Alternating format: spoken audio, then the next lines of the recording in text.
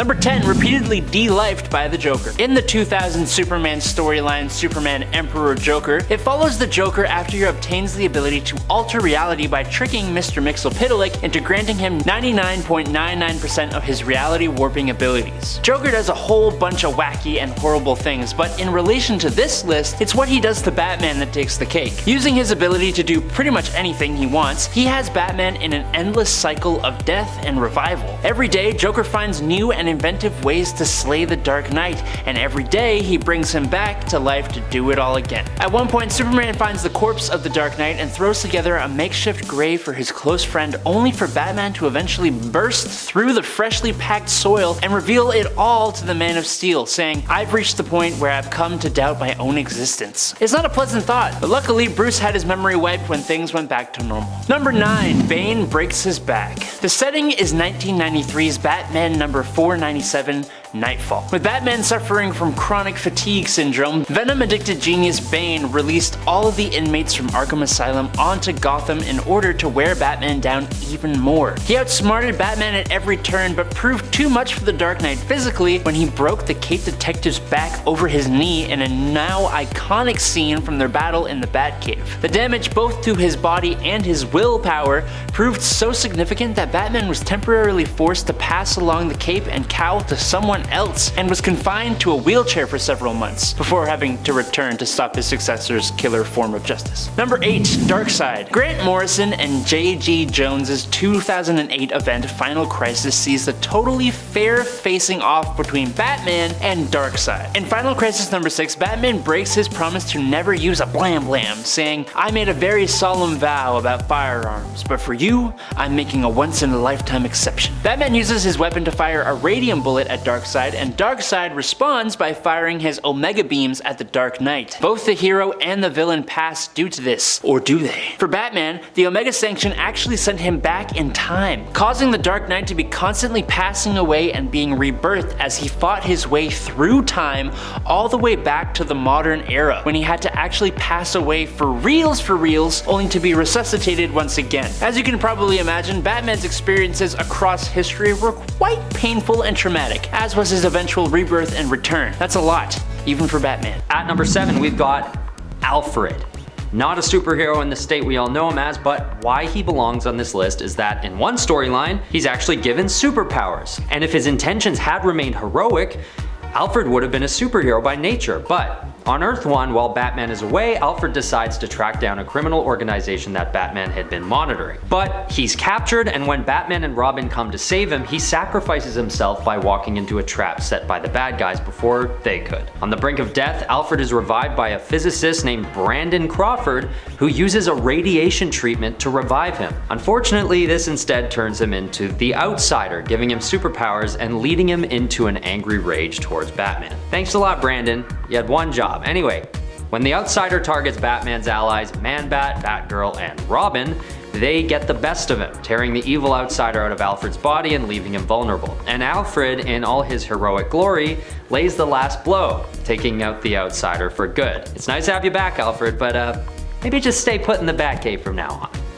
Number 6, taken advantage of. In possibly one of the more messed up things done by a non-Joker villain, Talia al Ghul, the daughter of Ra's al Ghul or Ra's al Ghul, in order to have a child, once put the Caped Crusader in a compromisable position with the use of some substances. She then proceeded to take advantage of the semi-unconscious Bruce Wayne to become pregnant. Maybe the worst part is that she birthed the child, Damian Wayne, in secret, and Bruce wasn't even aware of his son's existence until Talia dumped the little assassin on Batman's doorstep, completely throwing Bruce's life into madness. There are different versions of this tale where Bruce may have been in full possession of his faculties, but it is shown otherwise in Batman Volume 1 number 656, so I'll let y'all decide. Catwoman, Dark Knight Rises. Now, if you haven't seen Dark Knight Rises yet, well then you clearly wouldn't care if I spoil a tiny little plot point. Batman makes a deal with Selina Kyle to give her a program called the Clean Slate that will eliminate her criminal past in exchange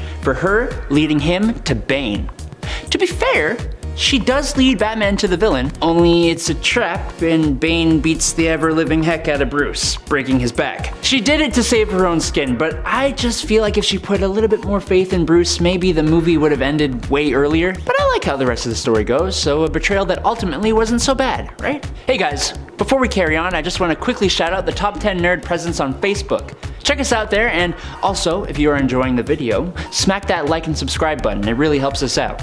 Thanks for all the support, guys. It means a lot. Number 4, Face Off. Surprise! It's the Joker again. In Scott Snyder and Greg Capullo's Batman Endgame storyline, the Joker eventually kidnaps the whole Bat family and has an incredibly messed up dinner party. The Joker has Batman in a chair that, thanks to pressure plates, will trigger the passing of the whole Bat crew if he gets up or tries to intervene. With each Bat family member wearing a bag over their head, Joker reveals their dinner, and it appears as though he has seemingly separated the skin from their faces and served it to them at the dinner table, with all the Bat family members revealed to have bandages on their faces. It's honestly terrifying and super gruesome, but it is all just a ruse to try and break Batman yet again. Instead, he proceeds to try and burn them all alive and then infects them all with the Joker toxin, causing them to fight each other, distracting Batman from his fight with the Clown Prince. Okay, at number 3 we have Thomas Elliot, otherwise known as Hush. Thomas was a childhood friend of Bruce Wayne who had the ability to become a superhero, but instead went supervillain, taking a stance against Batman in everything he does. What happens is that Thomas Elliot turns bad and decides to try and kill his parents for their fortunes. But Thomas Wayne, Bruce's father, actually keeps his mother alive due to his advanced surgical skills, which angers Thomas, who turns on Bruce in a bitter turn to resentment. He starts referring to himself as Hush, a masked villain covered in bandages, set out to defeat Batman. And he gets pretty close too, teaming up with the Riddler, the Joker, Poison Ivy, and Killer Croc in an elaborate plan to take down Bruce Wayne altogether. So yes, I know what you're thinking. He's not really a superhero, but deserves a spot high on this list because he could have been. This guy had dealt with a tougher upbringing than Bruce, his dad being an abusive alcoholic and his mother never protecting him adequately, so he had a harder time following the path of good that Bruce had led. But when they would play together as kids, Thomas would often outmaneuver Bruce, proving that had he pushed through his trauma and gone down a path of good like Bruce, he could have been a superhero that might have even contended with Batman's abilities. And I just had to put him on the list of times Batman was betrayed because what hurts more than a longtime friend betraying you, you know what I mean? Actually, I hope you don't know what I mean. Let's keep it at that. Number 2, Death of Alfred. In 2019's Batman number 77, Alfred Pennyworth is killed by Bane and Thomas Wayne, which is the Flashpoint Batman, in front of Damian Wayne's eyes. Bane and Thomas take Alfred hostage and warn the Bat family that if Batman comes into Gotham, Alfred is gonna be kaput. Alfred essentially sacrifices himself because he knows that Batman will not let Alfred get hurt. Alfred pleads with Bane, not in front of the boy, but with a twist of his arms, Bane snaps the neck of Bruce's father figure and oldest friend right in front of Damian Wayne. Bruce discovers the body of Alfred in Batman number 83, confirming that Alfred is in fact gone, and Bruce is beside himself with pain. As tears come to his eyes, he can barely even speak. Now, Alfred's death is kind of complicated since he does come back as a villain. Alfred is revived by a maniac named Brandon Crawford and brought back as the villain, the Outsider. Outsider's radiation-exposed powers include telekinesis and having a nearly impenetrable stone body. He has none of Alfred's memories or personality, and his singular goal is to destroy Batman and Robin. The realization of who this villain is just adds insult to injury for Bruce. And at number 1, Crime Alley. You had to have known this would show up on this list, and as the literal inciting incident that led to Batman's descent and rise to one of the greatest non-powered heroes the world has seen, the robbery and sequential passing of Bruce Wayne's parents right in front of him in Crime Alley at the hands of Joe Chill was one of the worst things to happen to him, as it would be for anyone who loses their parents at such a young age. It could have gone many darker ways, as we have seen in multiple alternate universes, like when he becomes an incredibly powerful and evil Green Lantern. But luckily, the Prime Universe Bruce Wayne uses this tragic loss to inspire himself to become the protector of Gotham, the Dark Knight, the Batman. Bruce Wayne, Batman Beyond. How can Bruce Wayne betray himself? Well, unless we're speaking in a philosophical or psychological way, he can't. That's why this point is talking about Batman Beyond, which is Terry McGinnis. In Batman Beyond, issues 31, 32, and 33, after visiting Arkham Asylum, Bruce Wayne begins to act rather strangely. He begins drinking at odd times, he doesn't seem to care when Terry is on the verge of death, with Terry's brother having to step in to save him, and he seems to go gambling and brags about his money a lot too, which is kinda strange. Most shocking of all though, he shoots at Terry when he's confronted and tackles him off a ledge. It turns out, it isn't actually Bruce Wayne. It's actually a doppelganger villain named Falseface, so it's all good. And I'm sure none of you are surprised. Jezebel Jet. In the Batman R.I.P. comic, the group known as the Black Glove started working in Gotham, and Bruce Wayne immediately smelt foul play. At a point during this conflict, his love interest at the time, Jezebel Jet, was revealed to be a double agent. Jezebel and the Black Glove even buried Batman alive. But Batman is one guy whose heart you don't want to mess with. He rises from the grave, revealing he was merely pretending to be in love with her too. Then he reveals her whole backstory, which he seemed to already know. She then left, vowing to get revenge on Bats, which seems a little backwards to me, before being killed by Talia al Ghul, the Crimson Knight. Richard Lyons was a character that appeared in Detective Comics number 271. He was also known by the name Crimson Knight, and was a vigilante in Gotham, gaining the trust of the GCPD as well as the heroic duo of Batman and Robin. Being the good guys though, they had a sneaking suspicion he may not have been on the up and up, and after confronting him after he tried to steal some valuables, it was revealed that he was actually Crime Lord Lyons. And he was promptly captured, and his career as both a hero and a villain were both ended. Number 7. Barbara Gordon. Alan Moore and Brian Bolland's infamous 1988 Batman and Joker-centered story, The Killing Joke, had Joker do something most people just didn't expect: the crippling and violation of Batgirl, otherwise known as Barbara Gordon. The events of the story would eventually spur the newly wheelchair-bound Gordon into becoming the fan-favorite Oracle. It was incredibly divisive and controversial. While it won an Eisner Award at the time and was critically lauded as one of the best Batman stories ever told, it has definitely changed the tone of Batman comics with Frank Miller's 1986 The Dark Knight Returns, setting the tone even further down the dark rabbit hole. Writer Alan Moore has reflected on the story by saying it is far too violent and called the book a regrettable misstep on my part, on his part, I guess. For Batman, any harm done to any member of the Bat family is ultimately on his shoulders, and while she did not pass away, Barbara was forever crippled and altered by the event, something that haunts Batman forever. The Justice League. There are actually multiple storylines involved here.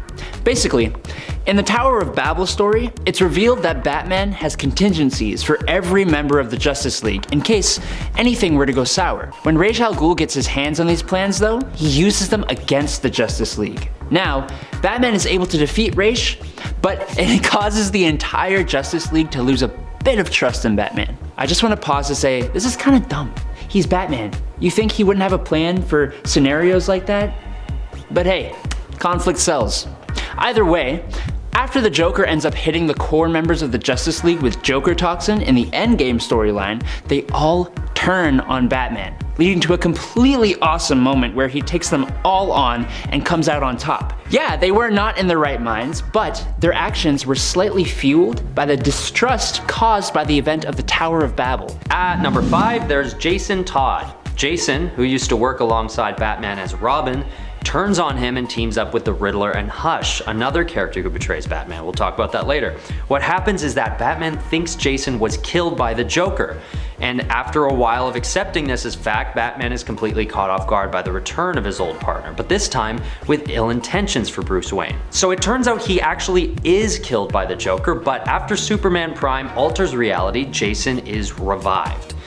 Sort of. He falls into a coma for a year and is taken by Talia al Ghul to a Lazarus pit to restore his powers. But when he reemerges, he isn't himself and is influenced by Talia to confront Batman, wondering how the Joker hadn't been killed to avenge his death. When Batman doesn't show remorse that he spared the Joker's life, Jason is enraged and takes on the mantle of Red Hood. He then does some nasty stuff like leading multiple criminal gangs in Gotham, sharing Batman's identity with Hush and the Riddler, and other villainous things which would be detrimental to Batman's ability to keep the streets of Gotham adequately protected. Flashpoint Batman. When the Flashpoint universe was created, it changed a lot of characters. Possibly one of the most interesting ones though was Batman, who in this universe is actually Thomas Wayne, with Bruce being killed instead and Martha Wayne becoming the Joker. It's twisted and cool, and this Batman has a different moral code. killing criminals. When he finds out that mainline Bruce Wayne becomes the Batman, he deems this unacceptable and tries to change his son's ways. Instead of being,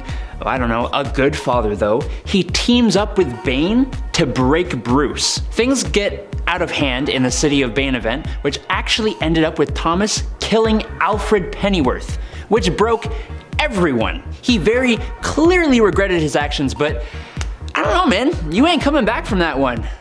Not for me, sorry, you're done.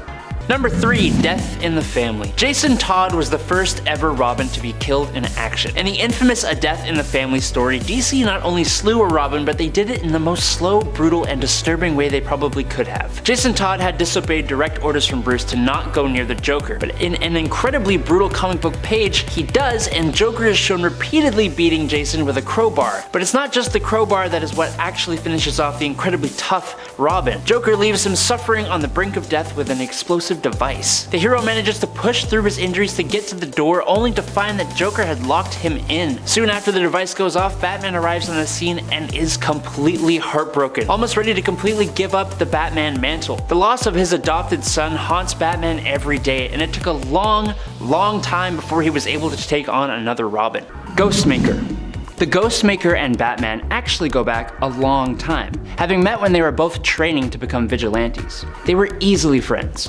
But the difference between the two lay deeply in their core values and motivations. The motivation of Bruce's parents' death didn't sit well with Ghostmaker, and actually caused them to fall out. The Ghostmaker saw crime fighting as an art rather than a duty, and he lacked a sense of empathy that brought Bruce to classify him as a psychopath. They fought multiple different times and ultimately agreed that the Ghostmaker will stay far out of Gotham. That is, until Joker War, when he invaded Gotham, incapacitating Batman and the Bat family plus some other heroes, and he tries to save Gotham. Yeah, that makes sense. DC versus vampires. Alright, this one is hot off the presses. This year, we got the DC versus vampires storyline that I didn't even know about it until making this video. Basically, the vampires are building themselves up to take on the world, turning many superheroes and supervillains into vampires. There's a mystery, however, surrounding who exactly the hero leader of the vampires could be. After testing all the members of the Bat family, it's determined that none of them are vampires, so at least he has that. After some intense detective work and a whole lot of other stuff that I don't want to spoil, the leader of the vampire army is finally revealed. Spoiler warning, okay? If you want to read this, turn off the video now. Okay? It's frickin' Nightwing! Revealed as he plunges his fist straight through an unaware Batman's chest nonetheless. What? He had been consuming the blood of Starfire, which has the unique ability to make vampires immune to their natural weaknesses. I'm gonna be staying tuned on how the story progresses, but Vampire Nightwing? Oh yes. Oh yes. At number 10, we have Baphomet. Although he was actually just onomatopoeia in disguise, it was still a moment of betrayal that took Batman by surprise. Baphomet appeared to be a young, up-and-coming vigilante superhero who appeared numerous times to help Batman, one time helping him defeat the Black Spider. He showed face so many times, in fact, that Batman started to trust him and eventually gave him his blessing to start fighting crime in Gotham. Batman even had Baphomet fill in for him while he was on vacation in Aspen with his fiancée. And Onomatopoeia as Baphomet was really playing the long game. He even caught Mr. Freeze and single-handedly stopped the Joker. So Batman really started to confide in him, even bringing him to the Batcave one day after a real heart-to-heart moment. In this instance, Batman even goes as far as taking off his own mask in front of Baphomet, who promptly reveals his true identity as Onomatopoeia and slits Silver St. Cloud's throat, who is Batman's fiancée. Of course, at this point, Batman knows that he messed up big time, but how could he have known?